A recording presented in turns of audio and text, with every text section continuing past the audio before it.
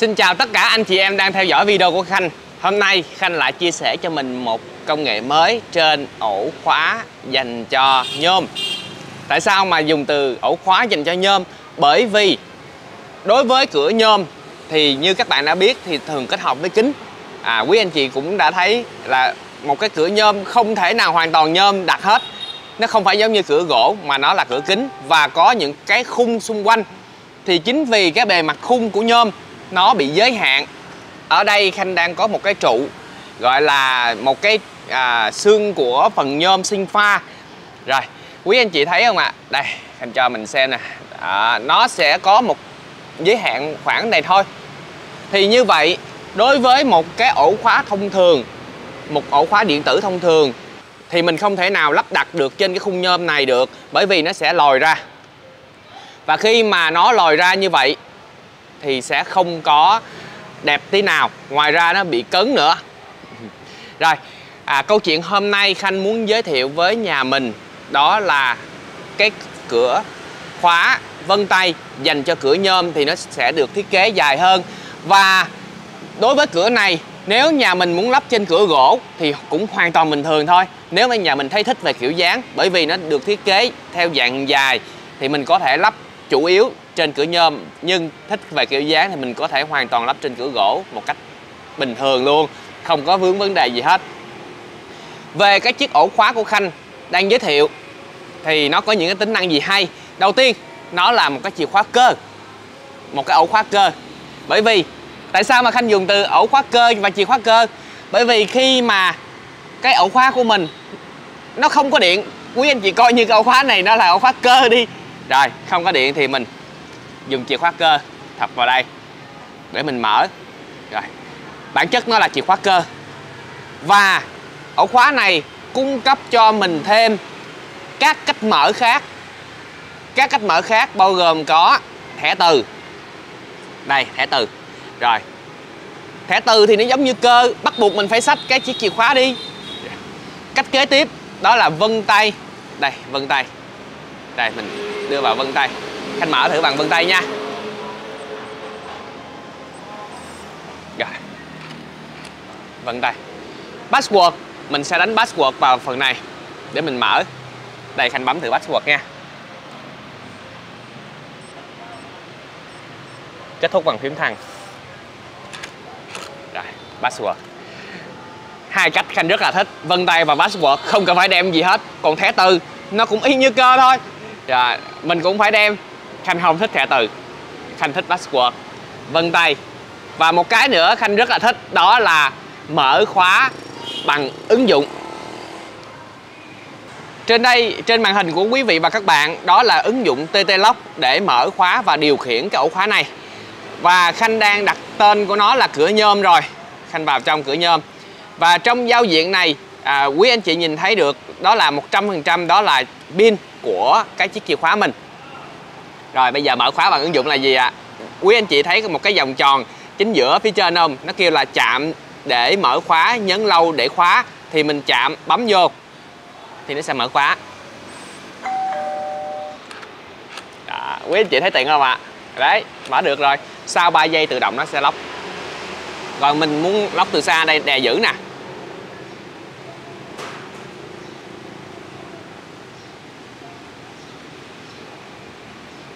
Cái này nó sẽ giao tiếp bằng Bluetooth thông qua cái ổ khóa của mình.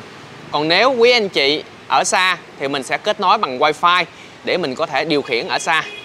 Sau khi đã giới thiệu xong về những tính năng của ổ khóa thì bây giờ Khanh sẽ đi vào chi tiết xem cái ổ khóa này có gì hay nữa để mình có thể thay thế, mình có thể ứng dụng vào cuộc sống hàng ngày. Đối với cái ổ khóa đứng kế bên phải Khanh đây.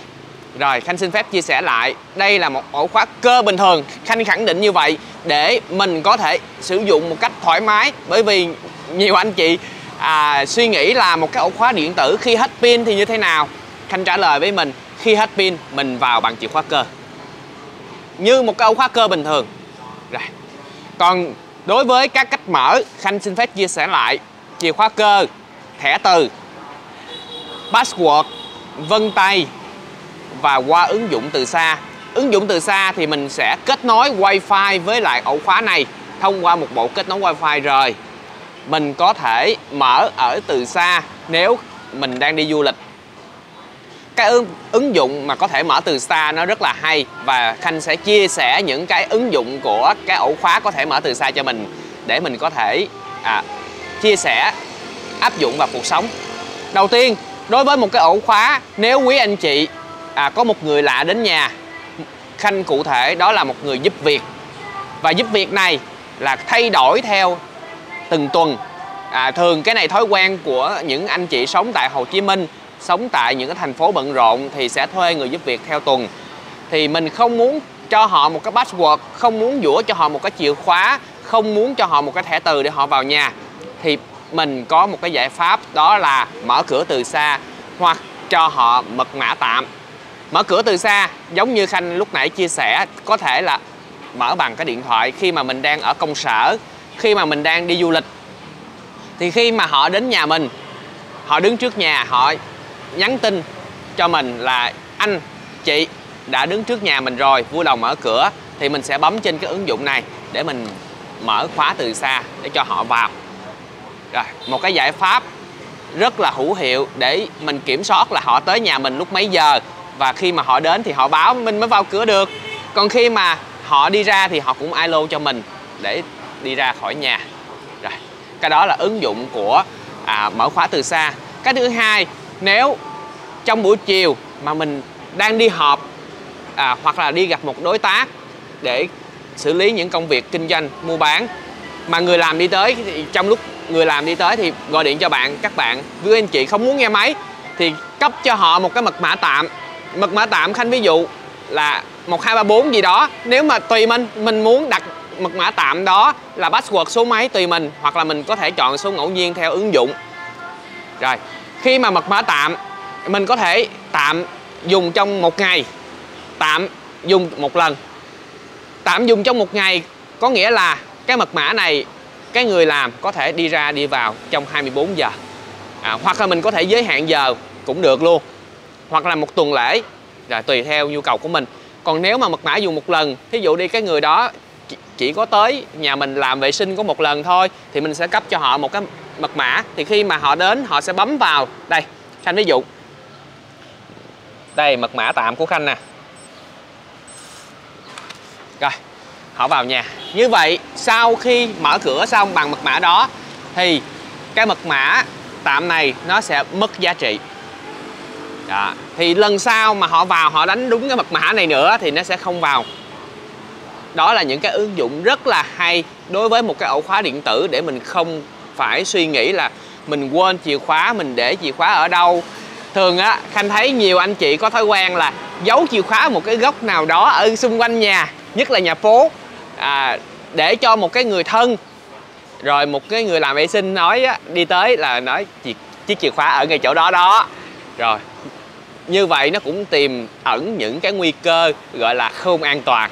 Thì đây, ổ khóa điện tử giải quyết cho mình những cái nguy cơ không an toàn đó.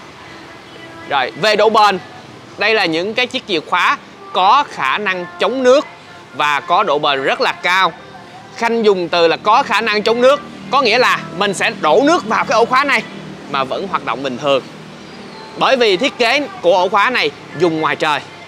Và bây giờ Khanh sẽ đi kiếm một cái gọi là ly nước, Khanh đổ vào thử để cho mình tham khảo nha. Đây là một ổ khóa chống nước, có thể tạt một ca nước, xịt rửa. Tại vì đây là những cái cửa nhôm, thường cửa nhôm nó thiết kế mặt ngoài của căn nhà. Thì cuối năm mình có thể xịt rửa, cuối năm mình có thể là tạt một cái nước vào đây để mình rửa một cách thoải mái mà không sợ bị ảnh hưởng. Mình có thể dùng một vòi nước áp lực mình xịt vào đây. Rồi mình cũng có thể là để ngoài trời quanh năm suốt tháng, mưa nó tạt vào đây cũng không ảnh hưởng, bởi vì cái bộ mạch này nó đã có chức năng chống nước. Quý anh chị nhớ dùm Khanh, có chức năng chống nước, xịt nước thẳng vào không vấn đề gì hết. Còn nếu mà xịt nước thẳng vào bị vấn đề gì, đổi cái khác đó. Quý anh chị thấy thế nào? Một cái ổ khóa mà nó có những cái hỗ trợ cho mình về môi trường sử dụng, về cách sử dụng quý anh chị cảm thấy cái này có xứng đáng để áp dụng vào cuộc sống hàng ngày hay không? Còn đối với Khanh rất là thích cái ổ khóa này, bởi vì cái ổ khóa điện tử sẽ giúp cho mình giải quyết những cái gọi là vướng mắc hàng ngày. Đầu tiên là người giúp việc, người thợ sửa, vấn đề gì đó khi mà muốn vào căn nhà của mình mà mình không muốn trao chiếc chìa khóa. Cái vấn đề kế tiếp nữa, quý anh chị có một người thân ở quê lên nhà của mình, nhất là ba mẹ mình vào nhà mình, mà lúc đó quý anh chị đang đi công tác, quý anh chị không thể trực tiếp mở cửa cho ba mẹ mình, quý anh chị không thể trực tiếp mở cửa cho anh chị em thân ở dưới quê đi lên căn nhà của mình, thì đây là một cái giải pháp. Tại sao Khanh dùng một giải pháp? Có nghĩa là khi mà những cái người đó đến, những cô chú, anh chị em của mình đến căn nhà của mình rồi quý anh chị có thể chủ động, mình có thể là mở khóa từ xa thông qua ứng dụng, giống như lúc nãy Khanh chia sẻ. Đây, bây giờ mình sẽ mở khóa từ xa qua ứng dụng nha. Thí dụ đi, người thân tới, anh nói, gọi điện cho Khanh rồi nói anh tới trước nhà rồi, em mở cửa giúp giùm. Khanh có thể gửi cho họ cái mật mã sử dụng trong vòng 1 tuần lễ, bởi vì họ ở nhà Khanh 1 tuần lễ. Khanh có thể kích hoạt cho họ ngay một cái khóa vân tay từ xa, có thể kích hoạt khóa vân tay từ xa luôn bằng cách đặt ngón tay lên đây thôi. Thì Khanh sẽ làm cho mình 2 cái trường hợp này nha, rất là hay luôn. Mình không có phải là về nhà để làm những cái việc gọi là rất là cơ bản này. Rồi Khanh vào trong phần cửa nhôm. Khi mà người thân của Khanh đến trước nhà thì Khanh sẽ mở cửa. Đây. Rồi mở cửa. Đó, để họ vào nhà. Rồi Khanh có thể cấp cho họ liền một cái password để họ vào nhà. Đây, password. Khanh vào phần mật mã. Rồi, đã mật mã. Mật mã này có thể nó là vĩnh viễn dành cho ba mẹ, có thể nó sẽ theo thời gian, 1 ngày, 2 ngày, 1 tuần mình đặt thời gian. Rồi, có thể là 1 lần duy nhất, nhưng đối với người thân ở dưới quê của mình thì mình không nên sử dụng 1 lần duy nhất, bởi vì 1 lần duy nhất thường ứng dụng cho người gọi là người giúp việc để đi vào nhà mình 1 lần thôi. Rồi, Khanh đặt tên là ABC gì đó. Rồi, thời gian không hợp lệ, nó kêu là chuyển thời gian. Đây, 1 ngày, 2 ngày. Ok. Rồi, password nó sẽ là 154261. Bấm hoàn thành. Bây giờ Khanh sẽ bấm lên đây. Thì người thân Khanh đang ở trước nhà, Khanh sẽ gửi cho họ cái password. Đây, Khanh sẽ gửi cho họ cái password là 154261. Rồi, Khanh nhắn tin cho họ nha. Để kích hoạt lên cái phần khóa này thì mình sẽ dùng 3 ngón tay mình vuốt lên thì nó sẽ sáng lên, mình sẽ thấy số 154261 154261 và kết thúc bằng phím thăng nha. Rồi, như vậy đã mở cửa được vào rồi. Đây là mật mã để cho người thân của mình có thể vào nhà, ra vào nhà trong một khoảng thời gian nhất định. Rồi, hồi nãy Khanh có chia sẻ với nhà mình là nếu mà người thân của mình là muốn kích hoạt vân tay luôn, thì thí dụ ba mẹ mình mới lắp ổ khóa này, nhưng ba mẹ của mình vô tình là vài ngày hôm sau lên mà mình không có ở nhà, mà mình muốn thêm dấu vân tay cho ba mẹ mình luôn, được luôn. Bây giờ Khanh sẽ thêm dấu vân tay từ xa nha, thông qua ứng dụng, tại vì Khanh đang ngồi ở công sở mà. Rồi, bây giờ Khanh sẽ vô lại màn hình chính, vô phần vân tay. Rồi, Khanh bấm vô thêm dấu vân tay. Khanh đánh chữ dấu vân tay thì nó sẽ cũng có là vĩnh viễn theo thời gian và theo chu kỳ. Thì thường dấu vân tay á là nếu mà quý anh chị là nhà phố thì Khanh nên để là vĩnh viễn, tại vì ba mẹ mình mà. Rồi, còn nếu mà dấu vân tay dành cho nhà cho thuê hoặc là cho nhân viên làm thời vụ, rồi thì mình sẽ theo thời gian. Rồi, cái này mình có thể thêm và xóa bất kỳ lúc nào. Bây giờ Khanh ví dụ là vĩnh viễn đi. Rồi Khanh đánh chữ là 3. Rồi bấm tiếp theo. Ở đây thì nó sẽ yêu cầu là đặt ngón tay vào, thì Khanh bấm bắt đầu. Rồi lúc này Khanh gọi điện cho người thân. Khanh kêu là người thân đang đứng trước cửa đó, đặt ngón tay vào. Đây giờ Khanh đặt ngón tay vào nha. 1 2 3 4. Như vậy Khanh đã thêm thành công ngón tay cho người thân của Khanh từ xa. Thì người thân của Khanh lúc này có thể mở khóa được bằng vân tay.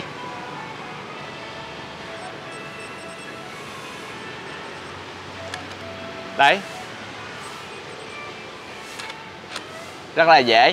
Và tất cả cái việc mà ra vào kiểm soát mình có thể review lại, mình có thể xem lại bằng lịch sử.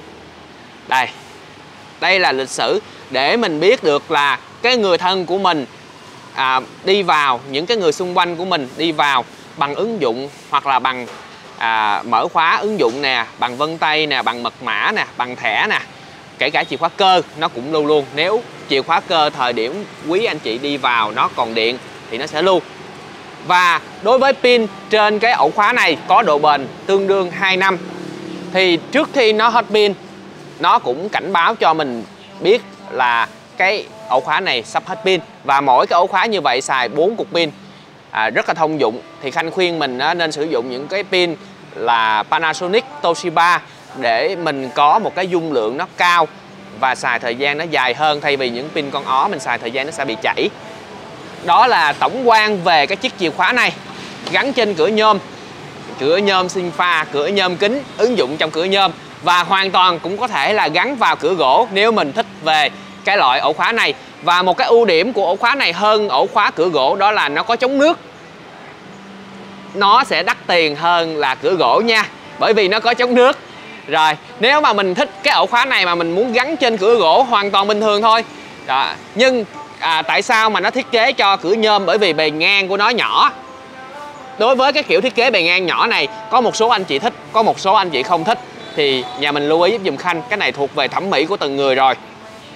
Ngoài ra đối với cái cửa gỗ thì do cái tiết diện bề ngang nó rộng, mình có thể bố trí thiết kế ổ khóa nhiều mẫu đẹp hơn. Nhưng cửa nhôm thì nó sẽ ít mẫu. Quan trọng là cửa nhôm nó ít mẫu, chứ không phải là cái cửa nhôm mà chỉ xài cửa nhôm thôi. Cửa nhôm có thể chuyển qua cửa gỗ, nhưng cửa gỗ không thể chuyển qua cửa nhôm được. Rồi một cái ứng dụng nữa trên cái ngàm của ổ khóa, đó là ổ khóa này nó sẽ có một cái ngàm khóa 2 chiều, khóa ngược. Đây. Đó, nhà mình thấy cái ngàm khóa không ạ? Rồi, chạy trên chạy dưới này nó sẽ nhả ra nè. Đây. Như vậy cái ổ khóa mình nó sẽ an toàn hơn, nó sẽ chống cậy cửa. Đó, mình có thể khóa từ bên trong. Thí dụ đi, khi mà mình đóng cửa lại rồi, mình sẽ gạt ngang để tăng thêm cái mức độ an toàn trên cái ổ khóa của mình, thay vì mình chỉ mở bình thường đơn thuần thôi. Đó là những cái chia sẻ của Khanh về cái chiếc ổ khóa dành cho cửa nhôm kính, nhôm sinh pha. Hy vọng cái video này của Khanh sẽ mang lại những cái ý tưởng mới để mình hoàn thiện cuộc sống, mình cải thiện cuộc sống bằng những công nghệ để mình không có phải phụ thuộc vào ôi trời ơi, hôm nay bỏ quên cái chiếc chìa khóa ở công ty rồi, bây giờ phải chạy từ công ty về nhà, từ nhà vào công ty để mình lấy. Đối với những cái ổ khóa điện tử có chức năng như vậy thì quý anh chị nên hiểu nó là một cái chiếc chìa khóa cơ. Đơn thuần nó là một chiếc chìa khóa cơ, không có điện nó vẫn hoạt động như một chìa khóa cơ. Chính vì vậy mình đừng có quan tâm đến việc mà nó hết pin hay không hết pin. Có pin vào thì mình sẽ mở được bằng nhiều đường khác. Chính vì vậy nếu xài những cái ổ khóa điện tử này, Khanh khuyên mình nên để một chiếc chìa khóa trong cốp xe, cái chiếc xe của mình sử dụng hàng ngày, để trong trường hợp nó hết pin thì mình có thể vào. Và cũng rất là thoải mái. Ngoài cái việc mà mình vào bằng chiếc chìa khóa cơ ra, thì cái chiếc chìa khóa của mình mà hết pin thì mình có thể kích bằng sạc dự phòng. Bây giờ cái việc mà đem theo một cái chiếc sạc dự phòng, một cái cục pin sạc dự phòng, đối với mọi người, đối với những anh chị công sở thì nó là quá quen thuộc rồi. Đây, Khanh giới thiệu cho mình cái lỗ sạc dự phòng. Đây, quý anh chị thấy không ạ? Rồi, mình sẽ cắm cái đầu sạc USB, USB-C, USB Type-C, USB-A vào trong đây. Thì cái việc mà sử dụng một cái cục sạc dự phòng để kích cho cái này, Khanh nghĩ nó không phải quá khó và ai cũng làm được. Thay vì mình phải đem chiếc chìa khóa cơ lên thì mình có thể kích bằng chiếc sạc dự phòng. Đó là những cái giải pháp gọi là dự phòng để cho mình có thể đi vào nhà trong trường hợp cái này nó hết pin, để mình không phải lo lắng là cái chiếc chìa khóa này hết pin thì nó điện tử nó hiện đại thì nó hại điện. Qua đây cái video của Khanh sẽ giúp cho mình cải thiện cuộc sống tốt hơn, mình không phụ thuộc quá nhiều vào những chiếc chìa khóa cơ. Và Khanh nghĩ sau này xu hướng để mình thay đổi ra những cái ổ khóa điện tử này sẽ giúp cho mình cuộc sống nó nâng tầm hơn. Cảm ơn quý anh chị đã theo dõi video của Khanh. Bye bye và xin hẹn gặp lại. Còn quý anh chị mua hàng có thể liên hệ số hotline phía dưới bên phải màn hình. Đối với ổ khóa điện tử thì nó sẽ có nhiều giá khác nhau. Giá thành phụ thuộc vào chức năng của từng ổ khóa. Khanh ví dụ một cái ổ khóa điện tử đơn thuần chỉ tới sử dụng bằng password hoặc là bằng thẻ từ thôi thì nó sẽ rẻ hơn cái ổ khóa có trang bị vân tay. Ổ khóa có trang bị vân tay thẻ từ password sẽ rẻ hơn ổ khóa có thể mở bằng ứng dụng. Ổ khóa mở bằng ứng dụng có thể sẽ rẻ hơn ổ khóa mở bằng ứng dụng từ xa. Có nghĩa là đối với một cái ổ khóa mà có thể mở bằng ứng dụng từ xa thì nó sẽ cao tiền nhất. Sau đó tới ổ khóa mở bằng ứng dụng, sau đó tới ổ khóa và mở bằng vân tay, sau đó tới ổ khóa mở bằng password và thẻ từ. Tại vì thẻ từ là những cái thay thế rất là cơ bản. Tại vì thường thẻ từ sẽ ứng dụng trong cái khách sạn là chính. Rồi, nhưng mà quý anh chị hãy hình dung là khách sạn nếu mà mình không xài thẻ từ mà mình cho cái người thuê xài vân tay luôn và mình có thể set cho họ theo thời gian. Quý anh chị thấy thế nào? Khanh nghĩ nó sẽ tốt hơn là thẻ từ đó. Rồi thẻ từ thì cái người thuê của mình cũng gặp khó khăn trong cái việc mà cầm cái chiếc thẻ, cầm tới cầm lui nó y chang như cái chiếc chìa khóa rồi mất rồi sao. Rồi, cảm ơn quý anh chị. Bye bye và xin hẹn gặp lại các video sau. Đối với các ổ khóa này, quý anh chị có thể mua trả góp 0%, có nghĩa là quẹt thẻ và đem ổ khóa về, không cần phải trả bất kỳ đồng nào hết. Và giá sản phẩm cũng đã bao gồm là công lắp đặt rồi. Hẹn gặp lại ở các video sau.